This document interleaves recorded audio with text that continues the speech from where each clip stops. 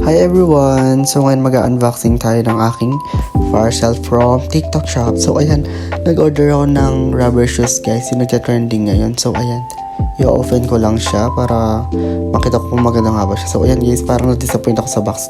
Kala ko naapektuhan yung pinaka-shoes. Then ayan, ganun-ganun na lang ako talaga.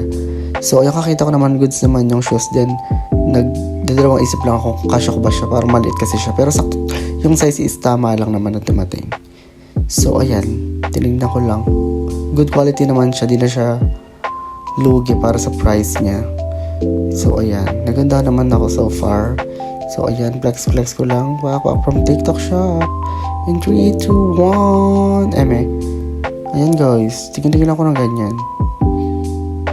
Diba? Kasi bored ako. Kaya ako nag-video. So bye!